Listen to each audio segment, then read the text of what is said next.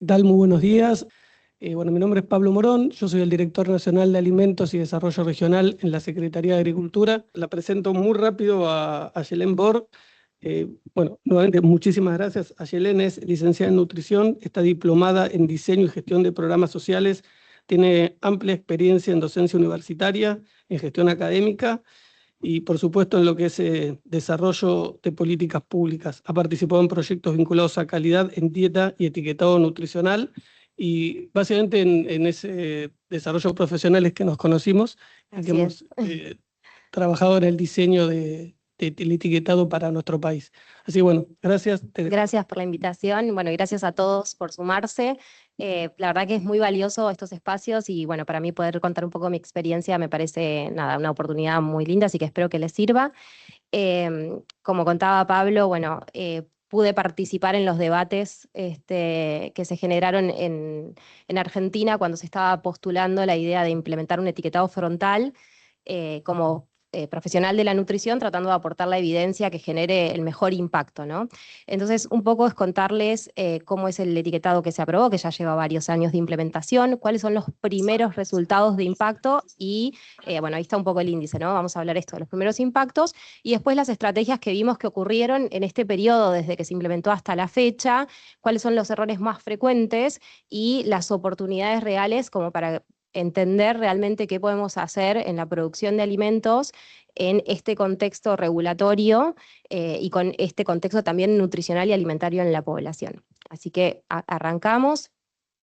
Para empezar, bueno, en Argentina llevamos implementando un etiquetado frontal de octógonos que todos conocerán y habrán visto porque lo vemos en muchos productos envasados, que es el perfil de la OPS, que es de la Organización Panamericana de la Salud, que tiene de característica que es uno de los más exigentes del mundo. O sea, en el mundo existen muchísimos sistemas de perfiles que tienen es esto, el loguito que vemos, pero detrás del loguito, este octógono, que puede ser en otros países una estrella, un tilde, hay diferentes maneras de señalizar y comunicar, pero además del logo, de lo visual, hay detrás un sistema de perfil que es el umbral, lo que te dice, bueno, esto lleva el tilde o esto lleva el octógono o no lo lleva, ¿no? Entonces, eso es en realidad la parte más importante desde la parte técnica, ¿no? También lo visual porque es lo que más fácil se interpreta y demás, pero hay que definir el mejor umbral para que realmente genere decisiones alimentarias más adecuadas, más saludables y que también permitan al productor formular productos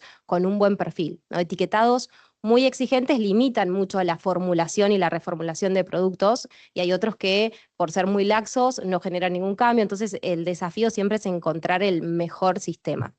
Y en Argentina, decimos, ¿no? Es un sistema muy exigente por sus umbrales y además por la cantidad de nutrientes e ingredientes que se contemplan. Es decir, es el único país que además de tener el sello de calorías, azúcares, que tenemos total, de grasas totales y grasas saturadas y sodio, agrega además dos leyendas precautorias que no se han visto en otro país, que es el contenido de edulcorante y de cafeína.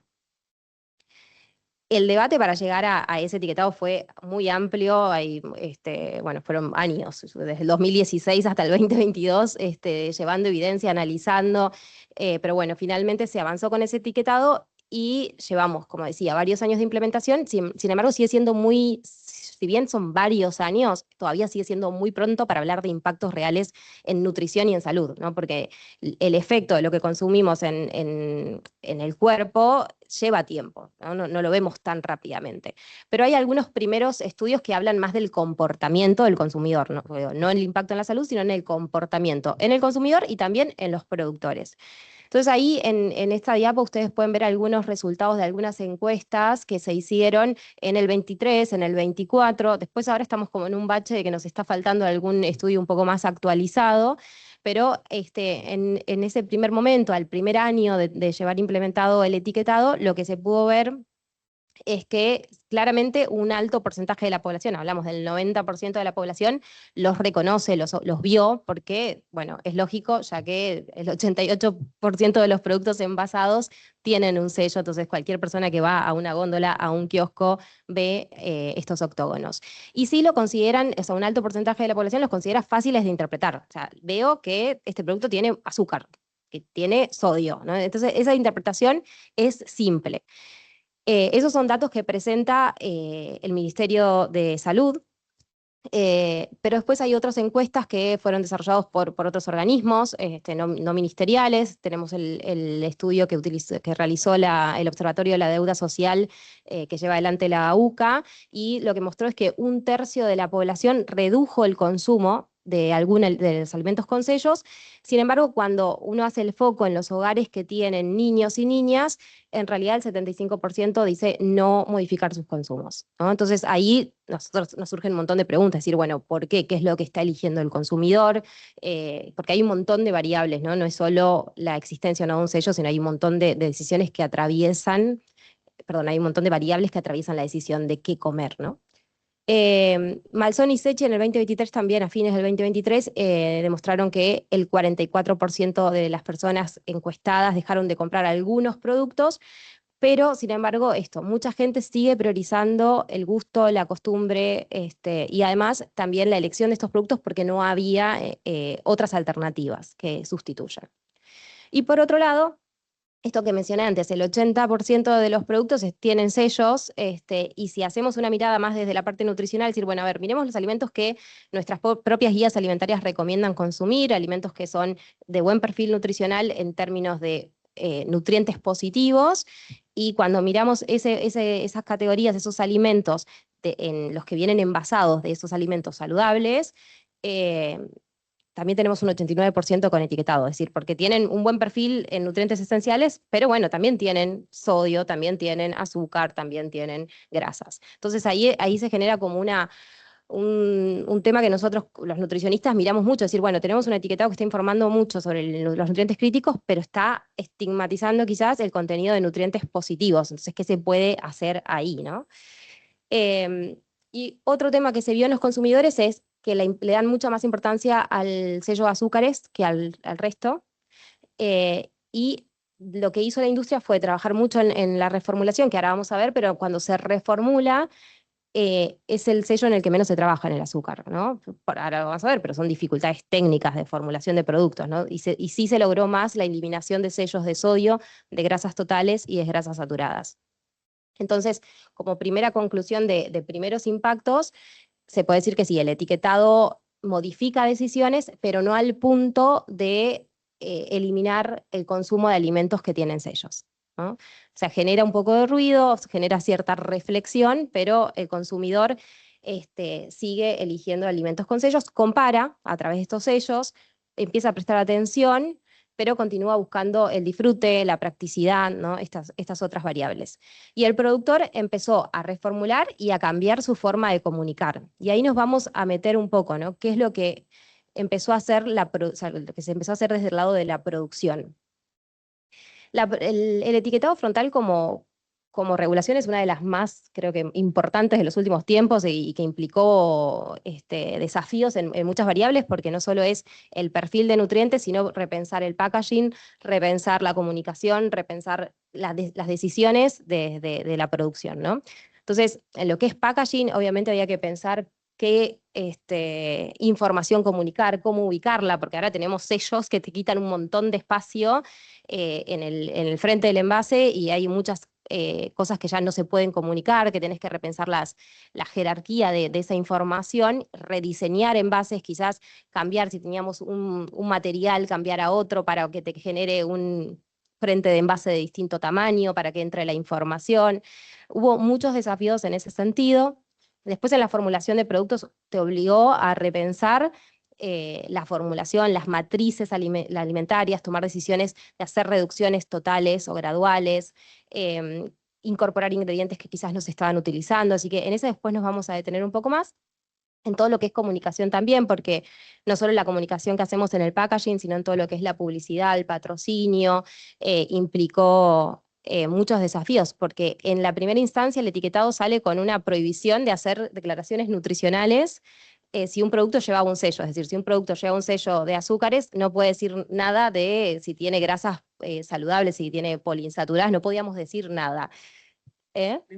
Ningún claim, ninguna declaración. Y eso creo que fue, bueno, hubo un cambio a fines del 2024, si no me equivoco, Sí, en diciembre del 2024 se hizo un cambio sobre la ley y ahí eso habilitó la posibilidad de hacer declaraciones nutricionales siempre y cuando no se refiera al nutriente que tiene en exceso. Y eso creo que desde mi mirada nutricional, o sea, como nutricionista, como persona que también trabaja en la industria, me pareció algo como muy positivo desde la industria, por decir, bueno, si yo tengo un producto que tiene virtudes en algún nutriente, si tiene fuente de calcio, tiene fuente de proteína, poder comunicarlo a pesar de que además tenga azúcar, ¿no? Porque por ahí compito contra otro que también tiene el mismo azúcar, pero no tiene todo lo positivo que yo sí tengo. Entonces me permite competir y comunicar. Y nutricionalmente, porque realmente le estoy dando información al consumidor, que eso como nutricionista es lo que a mí me interesa, ¿no? Que el consumidor realmente tenga la mayor información posible y poder ser decisores autónomos de qué están comiendo, en base a entender lo que tiene enfrente y elegir qué comer. Bueno, y por otro, como decía, plantea muchas decisiones desafiantes este etiquetado, ¿no? Es decir, bueno, cambio el producto, lo dejo de producir, lo sigo produciendo, pero lo reformulo, lo produzco, pero genero otro en paralelo con otro perfil, pero que compitan dentro de mi misma categoría, dentro de mi misma marca. Si lo cambio puedo llegar a perder consumidores porque cambia la textura, o sea, había mucho que pensar y dependía también, se me fue ahí ok, ok, y se fue en las imágenes, pero igual no importa, no te preocupes. También al principio cuando se lanzó era, bueno, va a depender también de cómo interactúa el mercado, qué haga el resto de las empresas, ¿no? Entonces ese desafío hubo que enfrentarse. Casi todas las empresas salieron enseguida a reformular, por eso nos vamos a meter un poco más en esto de, bueno, cómo se reformuló, qué se puede hacer en la reformulación de productos de alimentos. Así que, bueno, ahí no sé si paso yo las diapos o lo adelantan ustedes. ¿Está? Ahí, para atrás. Si quieren, acá. Ahí. Ahí nos vamos a meter, como decía, en las estrategias que se vieron en el mercado durante estos años, ¿no? En lo que es la reformulación. No nos vamos a meter tanto en packaging, que no es mi área de expertise, ni en la comunicación, pero sí en lo que es la formulación de productos. Y ahí hubo 4 como estrategias principales que se vieron que utilizaron casi todas las empresas. Por un lado, la más lógica o esperable, que es la reducción de nutrientes críticos. Otra que es cambiar el foco de valor. La tercera que tiene que ver con el posicionamiento de la marca. Y la otra que directamente es innovar desde cero, innovando desde la restricción, desde, bueno, ya existe esta ley, partimos de cero con alimentos que respondan al perfil que exige esta normativa.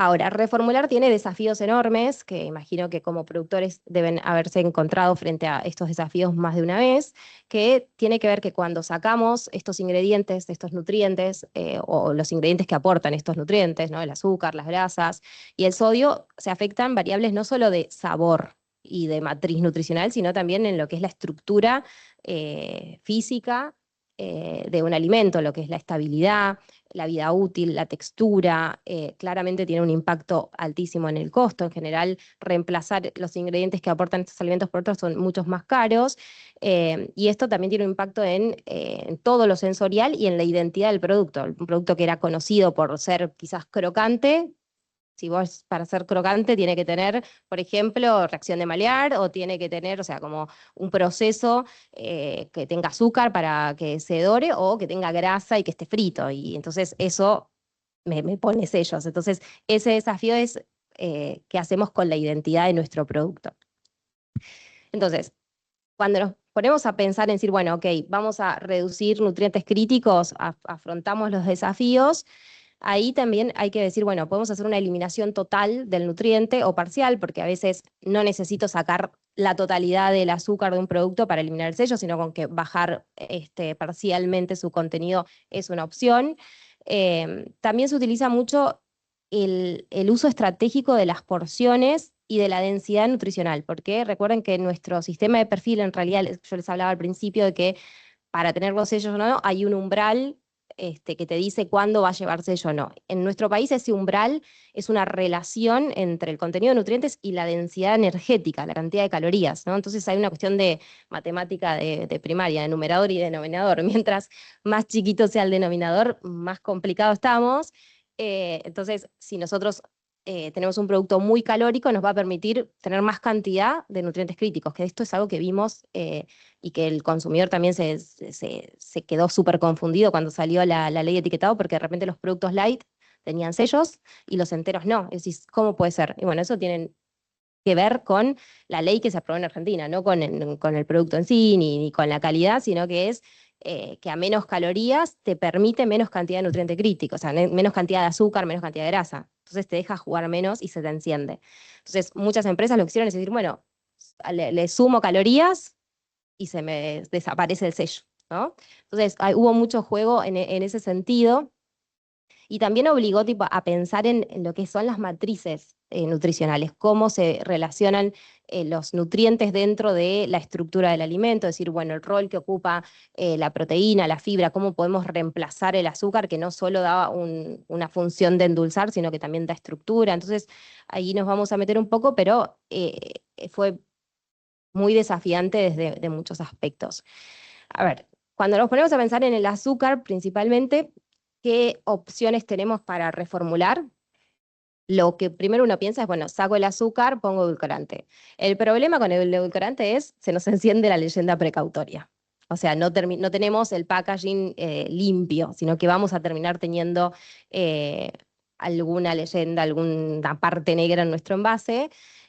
Sin embargo, muchos optaron por esto, decir, bueno, prefiero el sello de edulcorantes antes que el de azúcar, y se hizo un reemplazo también a veces parcial o total del azúcar por los edulcorantes. El problema es cuando hacemos el reemplazo total, es que implica, como decía antes, pensar la matriz, porque el azúcar tenía otras funciones de dar estructura, de estabilidad, etcétera, que hay que empezar a incorporar otros ingredientes que, como decía, impactan en el costo, por ejemplo. El reemplazo por polialcoholes también al principio con la primera norma era medio complicado porque se contemplaba como azúcar añadido. Hoy por hoy con la flexibilización se quitó los polialcoholes, en algunas categorías se puede utilizar, que son más el xilitol, se utilizan mucho en golosinas, en chicles, que tienen un gusto dulce y te permiten disminuir un poco el contenido de azúcar. El uso de fibras también lo que permite es esto, es decir, bueno, le da la estructura para que te permite bajar el contenido de azúcares. Y otra opción es la reducción gradual. Es decir, si yo hago una reducción total, porque más allá de los desafíos técnicos, físicos, de desarrollo, al consumidor no le gusta. Si voy, por ejemplo, a un yogur que naturalmente estamos acostumbrados a consumirlo dulce con azúcar y el productor le saca el azúcar para que no tenga el sello, ¿qué sucede? El consumidor no le gusta, tiene gusto agrio, le falta sabor, ¿no? Entonces, una de las opciones es decir, bueno, empezar a hacer una reducción gradual que se suele hacer haciendo en distintas etapas y disminuir primero un 5 o 10% del contenido de azúcar y sin comunicarlo, que sea imperceptible para el consumidor. Porque si al consumidor le decimos esto es sin azúcar, por ahí nutricionalmente decimos buenísimo, pero el consumidor no necesariamente está buscando ese perfil sin azúcar. Quiere el yogur que solía comer y que le gustaba. Entonces, hacer una reducción gradual sin comunicar va acostumbrando al paladar a adaptarse a sabores, a umbrales mucho más bajos y no tenés esa pérdida de la credibilidad de tu producto, decir, che, mi producto era rico, y o sea, la gente iba y lo consumía y de repente no va más porque ahora no me gusta más. Tiene otra textura, tiene otro sabor. ¿Qué pasó? Se vio mucho, hubo muchos productos que el consumidor, o sea, los que trabajamos en las empresas, no sé si les habrá pasado, a mí me pasó donde trabajo, que recibíamos mensajes del consumidor de, che, quiero mi producto tal cual lo comía antes, y es como, pero este tiene un mejor perfil nutricional. Quiero mi producto crocante, sabroso. Entonces, a veces hacer esos cambios sin comunicar y que sea paulatino, acostumbramos al umbral del consumidor y eso tiene una perspectiva muy positiva desde el desarrollo y la nutrición, pero obviamente tenemos que, mientras tanto, hasta lograr disminuir lo suficiente para pagar el sello, tenemos que convivir con el sello, ¿no? Lleva tiempo. Para el reemplazo de sodio, mucho se usa el cloruro de potasio, que tiene igual sus dificultades, tiene un sabor diferente. No sirve, no tiene las mismas, o sea, cualidades en todas las utilidades que se utiliza el sodio. Y después mucho uso de especias, glutamato también para amortiguar sabores, aromatizantes y el uso de tecnología física del grano, digamos, de cloruro de sodio, ¿no? Que es esto de los cristales huecos o cristales más pequeños que tienen un costo altísimo, que no todas, o sea, es bastante inviable pensándolo en la producción local, ¿no? Pero, digamos, estas tecnologías existen, que son partículas que tienen igual sus dificultades técnicas a la hora de producir porque son muy volátiles. Al ser livianas, los mandas por una máquina y se te vuelan por todos lados los granitos de sal, pero digamos, son estrategias que se analizaron, se pensaron y que en algunos países se están utilizando. En Argentina estas partículas no las vemos. A ver, el impacto que tienen al hacer partículas pequeñas, tenés más partículas para lograr el mismo sabor de sal, entonces lo que sucede es en la lengua, digamos, en el contacto con las papilas gustativas, vos sentís como si tuvieras más sal, y en realidad tenés más partículas, pero pequeñitas. Entonces el contenido es menor, pero diversificado. Y lo mismo con los cristales huecos, sentís las paredes de la partícula saladas, pero adentro no tienen ese contenido de sodio. Pero bueno, nada, eso es como más anecdótico porque no creo que lo podamos implementar fácilmente, es un desafío. Y bueno, para el tema de las grasas, lo que se vio mucho es el cambio del uso de manteca por aceite para evitar el sello de grasas saturadas. El uso de fibras también, que para dar soporte, para subir la cantidad de, de- de- de masa total al producto, ¿no? Para reemplazar esa masa que se va cuando sacamos el contenido de grasa. Bueno, el uso de aceites con mayor insaturación, diversos, ¿no? Bueno, y aromatizantes, hay mucho uso de sabor a frito o de olor a frito, eh, mucho condimento, ajo, etcétera, como para dar como esa cosa más, no sé, como grasosa, sabrosa, ahí está, esa es la palabra, o más sabrosa, y el uso de tecnologías en lo que es la cocción de los alimentos, ¿no? En vez de los productos prefritos, se utilizó o sea, mucha tecnología de hornos de aire o de rociamiento que tienen una menor absorción. Entonces, como digo, siempre la última que dejé dentro de las diapos es la más difícil porque requiere más inversión, ¿no? Lo más común es hacer este cambio de ingredientes, pero también existen como desafíos, decir, bueno, a ver, si uno pudiera hacer una inversión, pensar en estas partículas o pensar en estos tipos de cocción diferente. Em, en todos los casos, siempre es tratar de ir haciéndolo de manera muy paulatina. Ese es el mejor secreto, ¿no? Y contemplar esto de las calorías que decíamos. Por ahí, subir las calorías a través de más contenido de proteínas o de fibra te permite tener un menor contenido proporcional de estos nutrientes críticos. Me adelante.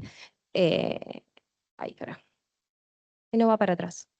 Bueno, como decía, si subimos, para los casos de grasa, de sodio también y de azúcares, si yo subo la cantidad de proteína, por ejemplo, me da más calorías, entonces porcentualmente, incluso aunque digas el sodio no me da calorías, como tenemos un perfil que te mide la relación entre gramo de sodio sobre el contenido total de calorías, te permite liberarte de los sellos. Eso, como dije al principio, es la estrategia más común.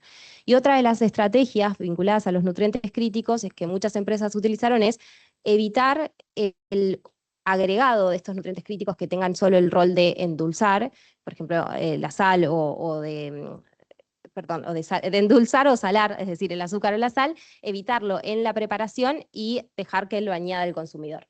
Eso es también algo muy visto, muy fácil y muy económico. Ahora, como nutricionista, el impacto en la salud es igual o peor, diría yo, porque el consumidor en la casa no sabemos cuánto le agrega. Y en general solemos al salero meterla así, a la azucarera mandarle un montón de cucharadas. Entonces ahí hay un desafío entre bueno, la decisión y el interés de cada productor. A mí como nutricionista yo digo, yo prefiero que esté estandarizado y que sepamos cuánto le estamos dando al producto que dejar que el consumidor le agregue, porque apenas lo come, si no tiene sabor, es decir, no tiene sabor nada, le manda en cantidad. Pero eso se vio en varios productos, lo hemos visto en el mercado en varios productos. Bueno, la segunda estrategia, o sea, ahí vimos todo lo que era la reducción de nutrientes críticos, a mí me parece que esa fue como la que más se vio, ¿no? Reducir nutrientes críticos, la más frecuente, la más desafiante, pero sin embargo por ahí la que tiene menos impacto a nivel nutricional. Estas otras tienen que ver más con cómo está parado el consumidor hoy, ¿no? Cambiar el foco de valor tiene que ver con que las empresas puedan entender, hay muchas marcas que entendieron que competir no tiene que ver con la cantidad de sellos que tiene el producto, sino construir un valor en el producto, de término nutricional, es decir, entender que muchos consumidores hoy por hoy están mirando el listado de ingredientes. De hecho, hay muchas colegas, muchos y muchas, que recomiendan a los pacientes mirar el listado de ingredientes y ver la cantidad. Yo ahí siento, porque no importa la cantidad, sino la calidad, pero hay mucho, esto es decir, bueno, el consumidor está buscando listados cortos, de ingredientes fáciles, ingredientes que conozca, que sepa que los tengo en la heladera, es decir, que sean nombres y no nomenclaturas, ¿no? No sé si me explico. Buscan la originalidad, algo que sea como de dónde viene, conocer el origen, que sea algo artesano, que sea algo... hay mucho con esto de la fermentación, lo probiótico, el prebiótico, y después, o sea, todo eso vinculado con la nutrición. Después hay nutrientes que de repente toman más peso en el consumidor. Hoy por hoy lo vemos por todos lados con la proteína, está lleno de productos fuente de proteína.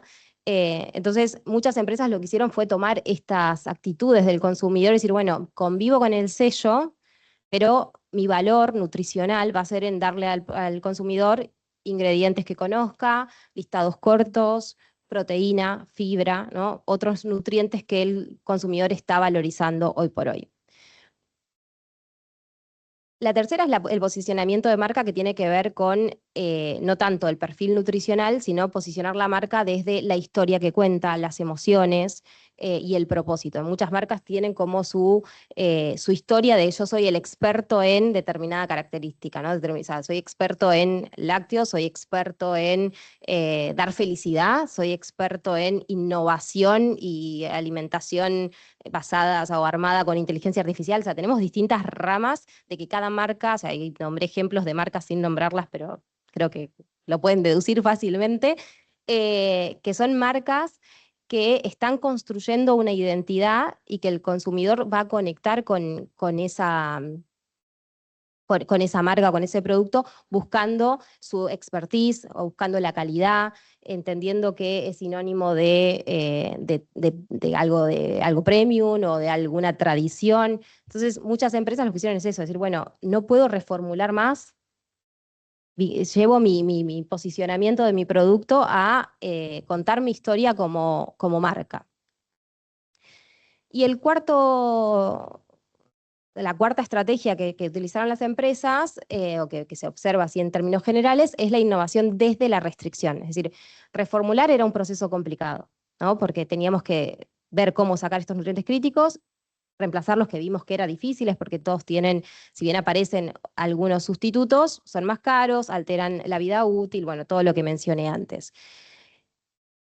Y alteran la percepción que el consumidor tiene de ese producto. Entonces, muchas empresas dijeron, bueno, armo una nueva línea de producto o armo dentro de la misma marca, una versión sin sellos, y ya directamente la formulo desde el escenario que me pide esta normativa, ¿no? O sea, ya midiendo directamente cuánto es el máximo que puedo tener de cada nutriente, y entonces la matriz de formulación ya se va diseñando diferente. Y ahí aparecen nuevos ingredientes o nuevos productos que vemos mucho por ahí en el mercado, ¿no? Esto de mucha legumbre como ingrediente de preparaciones. O sea, o vemos snacks, como decimos, ahí está el ejemplo del snack de garbanzo, que es un garbanzo cocido y tal, pero si no también lo vemos como ingrediente, como la harina de garbanzo, formando por ahí rellenos de algo que antes tenía harina y azúcar y otros ingredientes. Hubo un crecimiento de las bebidas sin azúcar, eso creció muchísimo. Aparecen mezclas funcionales, esto es decir, mezclar las legumbres con cereales para ir armando matrices diferentes y la utilización de fibras que tienen un impacto en el dulzor también, entonces ya evito partir de una base con un alto azúcar, los productos ricos en proteína que mencionaba antes, bueno, productos con fibra se relaciona con lo que decía antes. Y todo esto me genera también, me aporta saciedad, te arma un perfil nutricional con muchos más beneficios. Pero esto implica claramente partir desde cero, con proveedores nuevos, haciendo desarrollos que llevan su tiempo y la verdad que vivimos en un mercado muy competitivo, que hay que salir al mercado rápido y a veces esto lleva muchísimo tiempo hacer las pruebas, contactar proveedores, hacer por ahí comprar maquinaria porque implican otros procesos, pero es una buena oportunidad innovar desde la restricción para empezar a desarrollar directamente perfiles, alimentos con un perfil nutricional bajo en nutrientes críticos y con un perfil positivo en nutrientes esenciales. Que hacia ahí vamos a ir un rato después y voy a mencionar algo sobre esto que un poco lo charlábamos con Pablo antes, del tema de los perfiles. Pero en conclusión, cuando uno piensa en la ley de etiquetado frontal, lo primero que piensa es tenemos que reformular. Hay que sacar los sellos. Entonces, lo que yo les quise traer es que en realidad no necesariamente, o sea, como que hay un dilema de reformular o no reformular y no existe una respuesta única, va a depender de la categoría del producto. Hay productos que se pueden reformular y hay productos que no, porque dejan de ser lo que son por su esencia. Una golosina que no sea dulce y que no tenga su estructura en una gomita es muy difícil de lograr, es muy difícil que el consumidor lo acepte y también el consumidor cuando busca una golosina está buscando indulgencia. Entonces, cuando ahí nos ponemos a pensar, bueno, yo tengo esta categoría de productos, una golosina, ¿me conviene reformular? Y por ahí quizás no, porque perdés a tu consumidor y eso es el producto que quizás se consume una vez cada tanto y que cuando esa vez esa persona quiso comer ese producto, quiere que sea el mismo que consumía de chico, ¿no? Después el posicionamiento que quiera tener como empresa, a qué consumidor me estoy enfrentando. Este producto está destinado a niños, este producto está destinado a deportistas, este producto está destinado a familias de clase baja, media, alta, ¿no? Va a depender muchísimo entonces, porque si estoy en una marca de consumo masivo que va a toda la población, y reformular tiene un impacto en el costo que la población no lo puede afrontar. Entonces decís, bueno, estoy en un producto que el consumidor es un nicho, es clase alta, bueno, por ahí hago la inversión porque la recupero, porque lo voy a vender. Entonces, poco esta es la conclusión que les traigo de la reformulación. Depende mucho de todas estas variables. Entonces, en algunos casos, reformular es una oportunidad que te va a generar competitividad y en algunos otros va a deteriorar la experiencia y por ahí va a llevar al fracaso. No sé cómo estamos, Pau, de tiempo, porque le meto pata. Bueno, errores frecuentes que vemos, es querer esto que mencionaba, querer sacar todos los sellos a cualquier costo. Esto no tiene un impacto positivo en la salud, porque a veces es reemplazarlo por nutrientes que no tienen un buen perfil nutricional. Podemos perder la confianza del consumidor.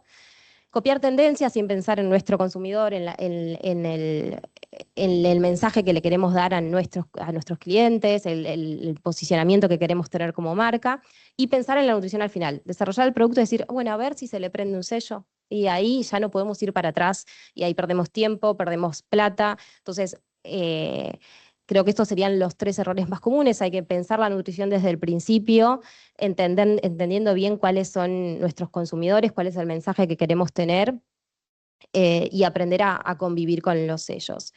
Y oportunidades reales es esto que mencionaba, pensar en el perfil del alimento completo, utilizar ingredientes que sean reconocibles, que es algo que el consumidor está buscando, y utilizar listas de ingredientes cortas simplemente por esta mirada del consumidor. Como dije antes, no me parece que eso hable de la calidad de un producto, pero sí es lo que se está buscando y que es un mensaje que por ahí con el que uno pueda diferenciarse. Elegir alimentos e ingredientes que aporten fibra, que aporten proteína, que hoy por hoy son nutrientes. La fibra es muy deficitaria en la población, la proteína es muy valorada y tiene un impacto muy positivo también en la salud, y además permite por ahí reemplazar el consumo de otros alimentos que están siendo muy caros en Argentina. Si yo tengo otros, o sea, si hoy por hoy, o sea, históricamente la fuente de proteína de Argentina ha sido la carne, que a veces es difícil para toda la gente poder acceder todos los días a carne y demás. Entonces, tener más alimentos que aporten proteína de origen vegetal, son más accesibles, es una oportunidad real para los consumidores y para los productores. Aportar saciedad, pensar en el desarrollo de alimentos de nutrientes específicos para cada tipo de consumidor, y acá lo digo desde el lado no de consumidor sino que voy a hablar desde el lado del paciente, digamos, del lado nutricional, ¿no? Hablando de nutrición, hablamos mucho de nutrición de precisión, que no existe una nutrición que podamos hacer todos y sea única y el mejor consejo para todos que nos sirva. Cada uno tiene sus gustos, tiene sus necesidades y demás. Pensar en desarrollar productos para cada una de las necesidades de las personas es inviable, obviamente, pero sí podemos agrupar en grupos etarios y hay necesidades nutricionales muy diferentes en un niño que en un adulto mayor, que en un deportista, que en una mujer embarazada. Entonces, pensar en alimentos enfocados a grupos nutricionales, a grupos de personas que tengan requerimientos nutricionales específicos, es una oportunidad para pensarlo bien desde la matriz y diferenciarnos. Y después combinar esto de la funcionalidad con la conveniencia y el efecto en la nutrición, esto de la microbiota, la fermentación, que hay mucho avance científico en esto, desde la ciencia de la salud, tenemos mucho más conocimiento que hace un par de años, el consumidor le presta mucho más atención y también hay mucha innovación y mucha ciencia vinculada al desarrollo de estos productos, tecnologías alimentarias vinculadas a esto, entonces ahí creo que son las oportunidades reales para tener un impacto.